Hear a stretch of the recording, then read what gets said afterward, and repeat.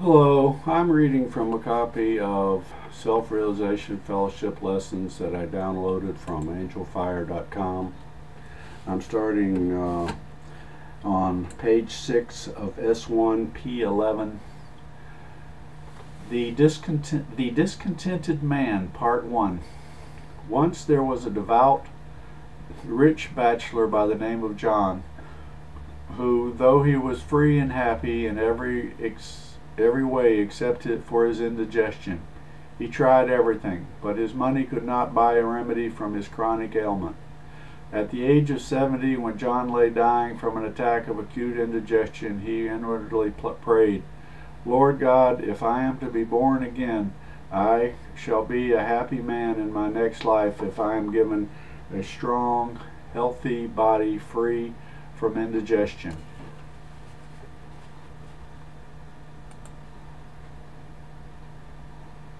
I shall not care then whether I have riches or not. An angel of God appeared in a vision while John was dying and whispered, "In thy next incarnation thy prayer shall be granted according to the sovereign command of the Most High." When John reincarnated, he was born into a very poor family. From infancy his body was as strong as a sando's. The early death of his parents added to the acuteness of his poverty. John's inheritance was a strong body with a gnawing hunger. He did not have enough money to buy sufficient food to appease his demands. However, according to the latent wishes of his past incarnation, John often thought to himself, "Lord, I am thankful to have a diseaseless, strong body. It doesn't matter that I have so little money." Years passed, but no matter what he did, he was never able to provide adequate sustenance for his husky body. At last, as John lay dying of starvation, he prayed, "Lord, I have had enough of muscles. What use are they if I have no money to buy food and keep them strong? Lord, if I must be born again, please give me money and health, and I shall be happy." The angel of the Lord again granted John's wishes, and in his third incarnation he was born a wealthy and strong-bodied man. As the years passed, he often said to himself,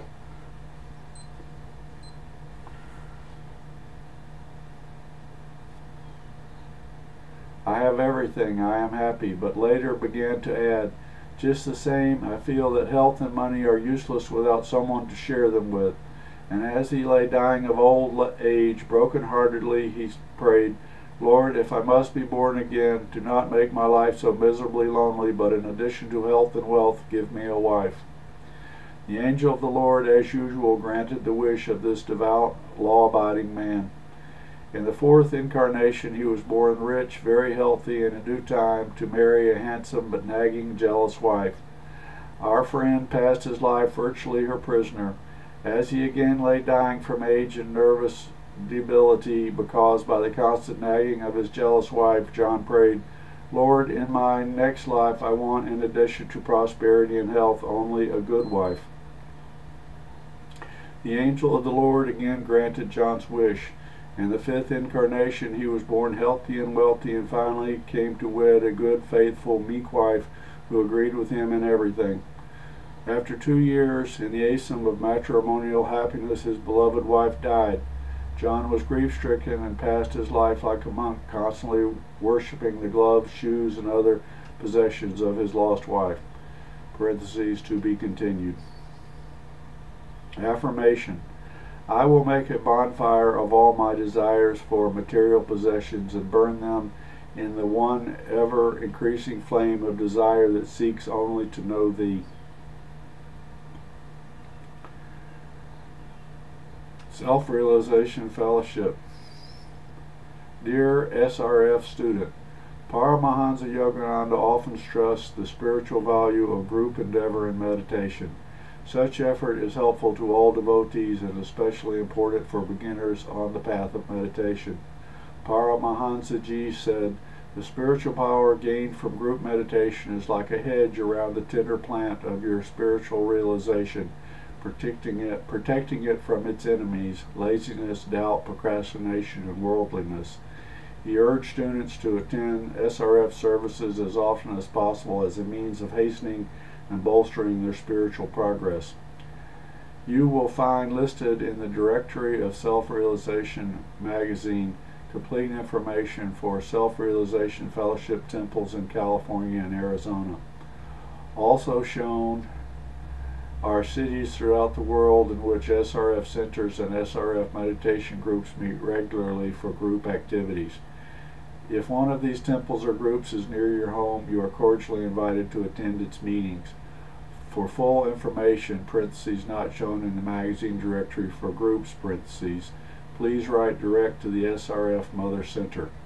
The primary activity of SRF groups is silent meditation with practice of SRF yoga techniques learned in SRF lesson study at home. Some groups also offer services in which special readings for the week are presented from selected writings of Paramahansa Yogananda, along with shorter periods of group meditation. God bless you with steady threefold progress in body, mind, and soul, in divine friendship, Self-Realization Fellowship, and its signed Center Department. P.S. Beginning meditation groups also meet in some cities not listed in the directory of Self-Realization magazine. If you find no listing for your city, you are welcome to inquire by mail or telephone concerning a possible local meditation group. And I might add, I inquired about this, and you're not allowed to join the group unless you have been initiated into Kriya Yoga. Self-Realization Fellowship Lesson S1P12, Divine Love by Paramahansa Yogananda. O love, thou art the mystic echo from the caverns of heart, and the inaudible voice of feeling. Thou art the unseen charmer of souls. Thou art the fountain flowing from the bosom of friendship. Thou art the divine Cupid, enticing mystic souls to pierce the heart of all living things. Thou art the silent language of souls and the invisible ink that lovers use to write the letters on the pages of their hearts. Thou art the mother of all affections, and in thy breast throbs the heart of God. Love is a silent conversation between two hearts, and it is the call of God to all creatures, animate and inanimate, animate and inanimate, to return to his house of oneness. Love is the heartbeat of all life and the angel of incarnation. Love is born in the garden of soul progress, and it sleeps behind the darkness of outer attachments. It is the oldest and sweetest nectar, preserved in the bottles of hearts. Love is the light that dissolves all walls, between souls, families, and nations. Love is the unfading blossom of pure friendship in the garden of both young and mature souls. Love is the door to heaven, the completed songs of souls. Prayer. I come to thee with the song of my smiles. Whatever treasures lie in the secret safe of my soul, I have brought eagerly to thee. I have brought all the honey from the hive of my heart. Whatsoever is mine, that also is thine. The taper of my happiness will merge with thy blaze of bliss.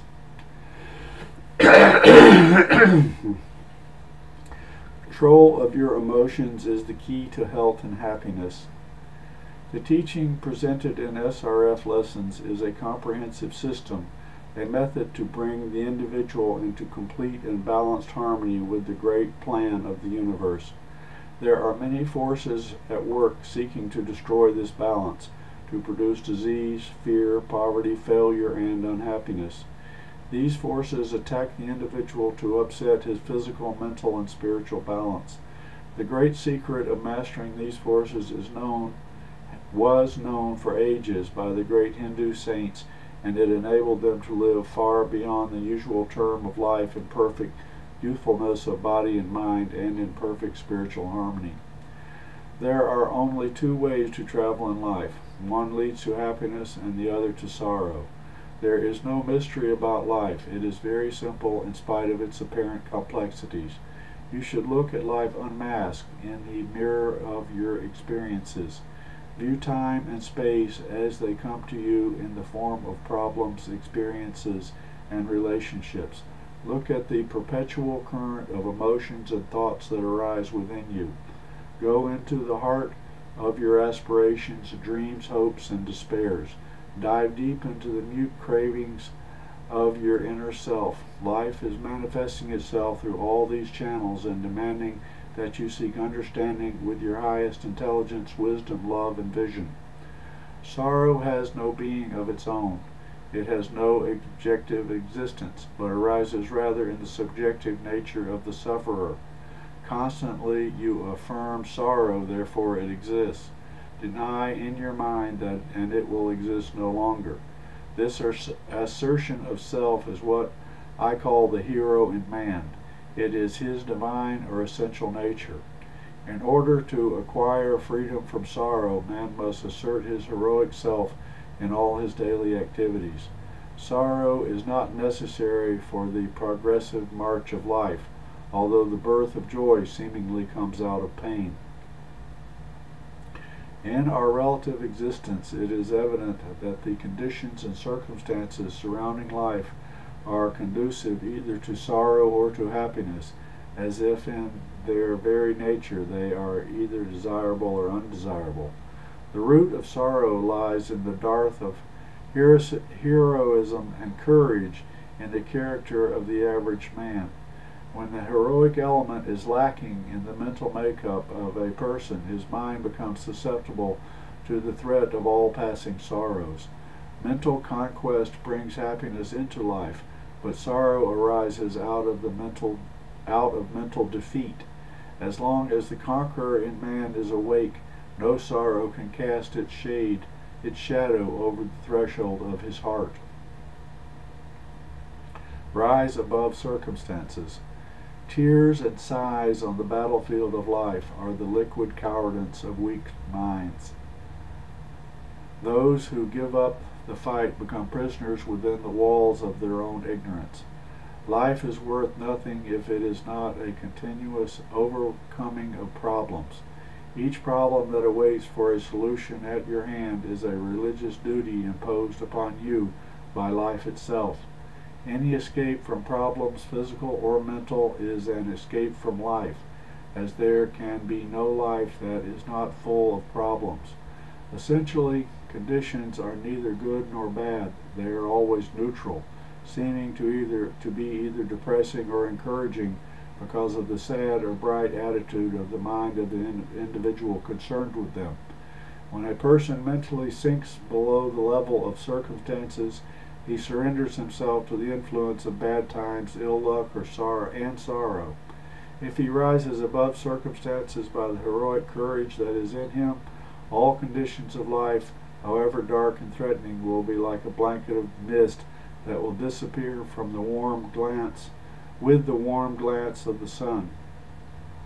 The sorrows of the ordinary person do not arise out of the conditions of life. They are not inherited in the conditions. They are born out of the weakness and infirmities of the human mind and the effects of human experiences. Awaken the victor in yourself, arouse the sleeping hero in yourself, and lo, no sorrow will ever again overwhelm you. Ignorant people, like some animals, do not heed the lessons that accompany pain and pleasures. Most people live a life checkered with sadness and sorrow. They do not avoid the actions that lead to suffering and do not follow the ways that lead to happiness. Then there are people who are oversensitive to sorrow and happiness. Such persons are usually extremely crushed by sorrow and overwhelmed by joy, thus losing their mental balance.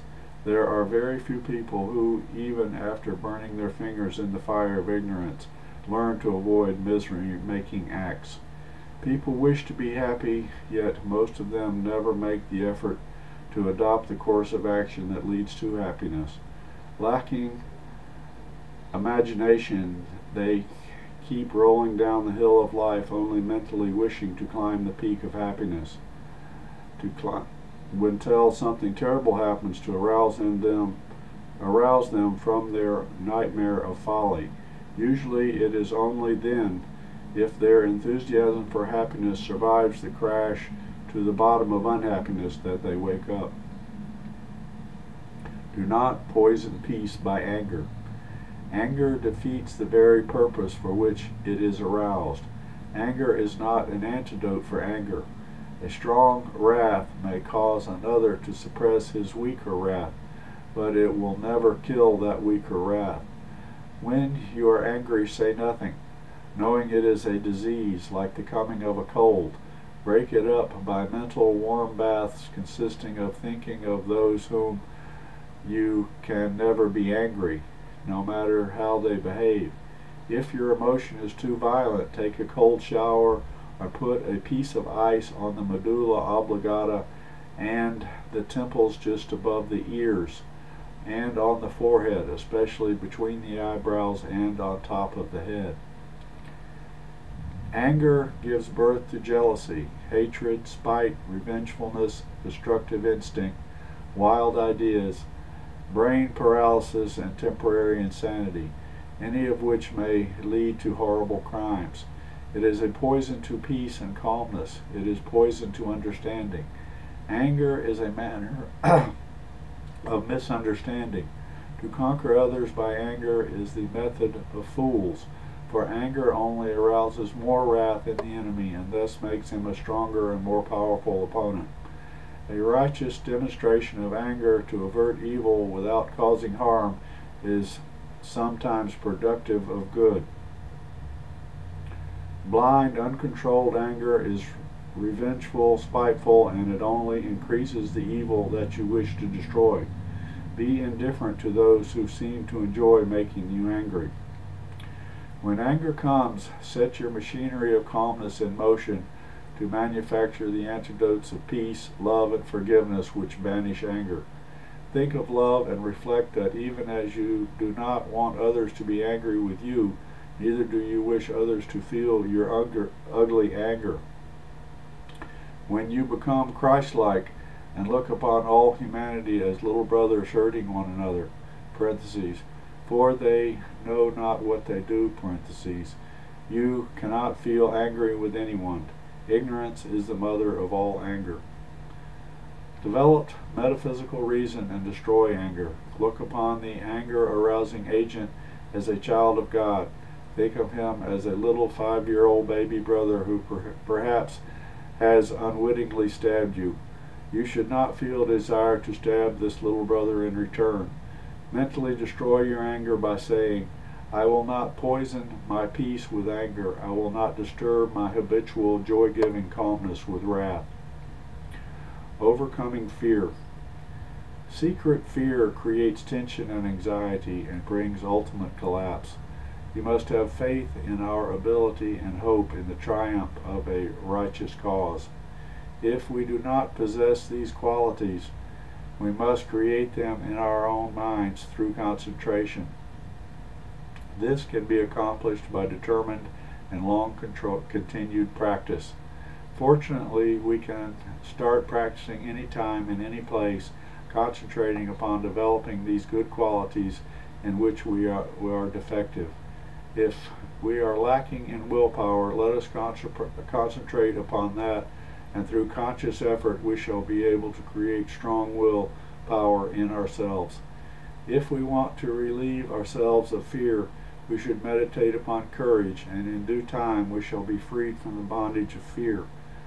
Though concentration and meditation we make ourselves powerful, this new power enables us to focus our attention upon one point at a time and continually practice for an extended period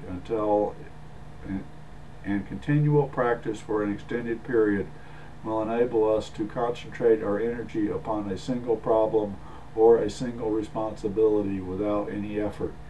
It will become second nature to us. Possessed with this new quality, we shall succeed in our life's undertakings, whether spiritual or material.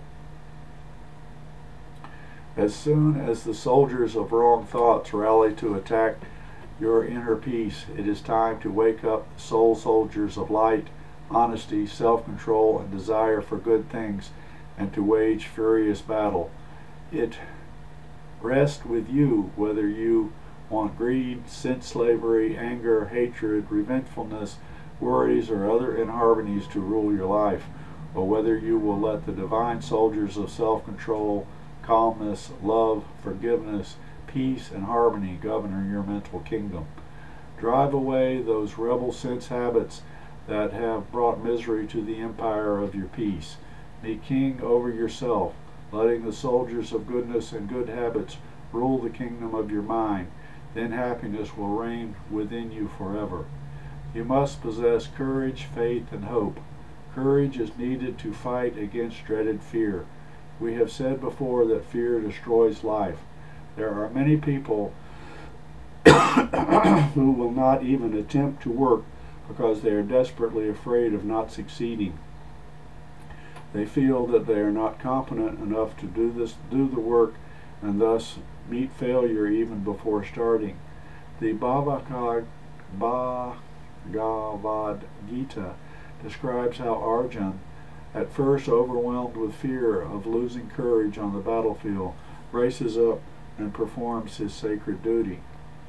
Always know that every day is a fresh opportunity on the part of the human ego to perform more and more exploits of heroism. Meet everybody and every circumstance on the battlefield of life with the courage of a hero and the smile of a conqueror. Whatever comes your way and needs attention must be considered as a duty. Duty is not imposed upon man by some superior power. It is the inherent urge of life toward progression. Therefore, duty is action that needs care. Neglect of duty is a source of evil that can be avoided by wisdom. All is in God. Avoid associating with those who are always complaining about life. They may ruin your newly awakened spirituality, which is like a tender plant growing within you.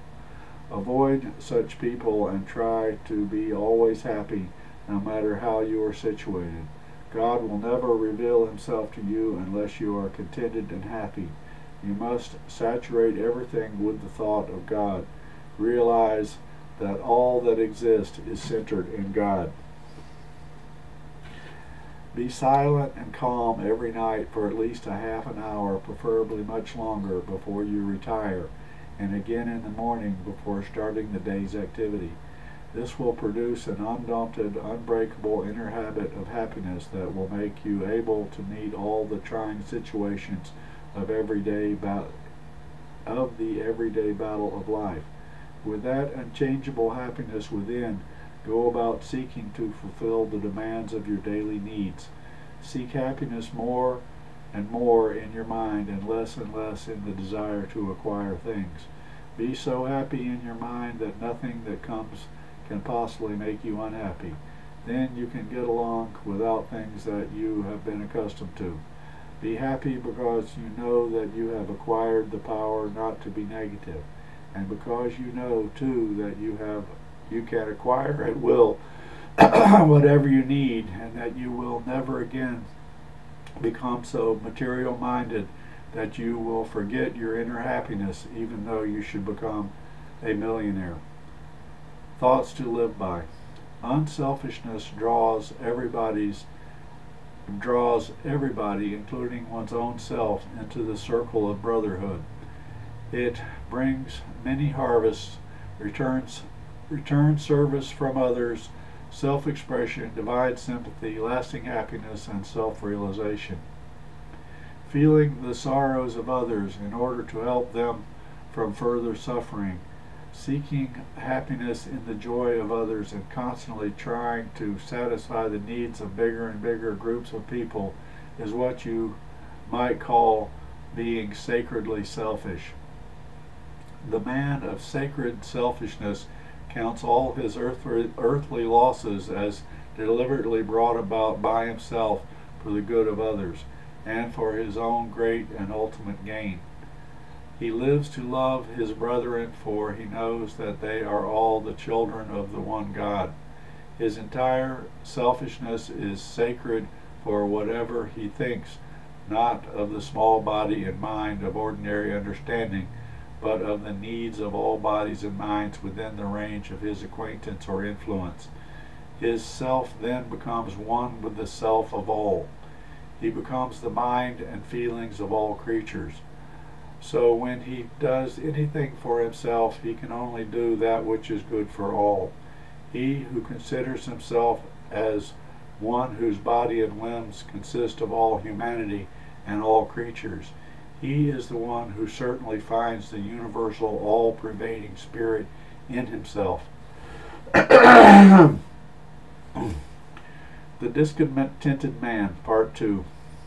Finally, having reached a ripe old age, our friend John lay dying, and he prayed, "Lord, if I have to be born again, do grant me, in addition to health and wealth, a long-lived good wife." An angel of the Lord appeared in a vision and answered, "Your prayer will be granted." In his 6th incarnation, John was not only wealthy and healthy, but he had a long-lived good wife. They celebrated their silver wedding anniversary in happiness. One day, John's male secretary died. John decided to engage a pretty 19-year-old girl secretary. John became madly infatuated with his new employee. He thought, "My good wife must not know about this. I love her with all my heart and would never dream of divorcing her, but alas, she has grown old and homely, and the face of my young secretary is beautiful and fresh as a lily." Infatuation got the upper hand. Eventually, he did divorce his wife in order to marry the young girl. His new bride lived with John until she had secured most of his fortune. Then he left him for a younger man. Broken in spirit, John prayed in deep meditation for a vision of the Lord, who obliged him by appearing in a majestic form enveloped in golden light. The Lord said, "John, at the end of the first incarnation in which you had found your way to me by prayer, you asked to be cured of indigestion. So in the next incarnation I granted you a strong body, but not the wealth that you had enjoyed in the previous life. You soon tired of wealth without the money. You soon tired of health without the money to buy plenty of food. So in the following incarnation I gave you both health and wealth. Then lonely you prayed for a wife. The 4th incarnation brought you health, riches, and a wife, but she nagged you, and so you prayed for a good wife next time. In the 5th incarnation I granted you a good wife, wealth, and health,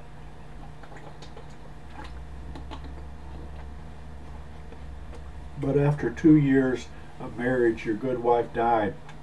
Then you said you would be happy if you could only have a good, long-lived wife in addition to health and plenty of money.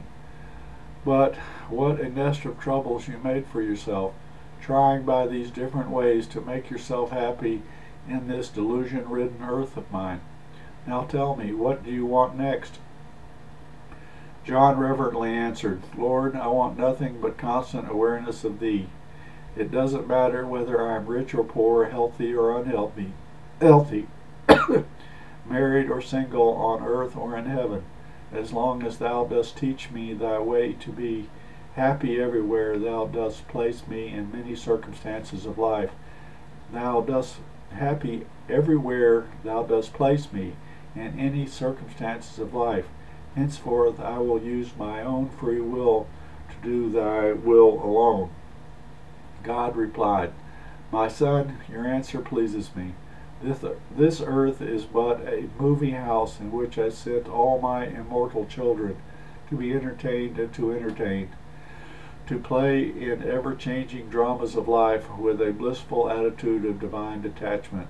It grieves me to find that most of my children forget that the tragedies and comedies of life are only my unreal dream plays. Thus they tarnish their joy with earthly desires. You can never find changeless immortal happiness in my mortal, ever-changing earthly land. Do not build the mansion of your happiness upon the treacherous quicksand of material existence. If you want to be perennially happy, look within. Play your role in the world as I, the director, instruct you. not as you want to improvise, muddling up my drama. Then you will know that you only dreamed that you were unhappy and that you desired earthly things.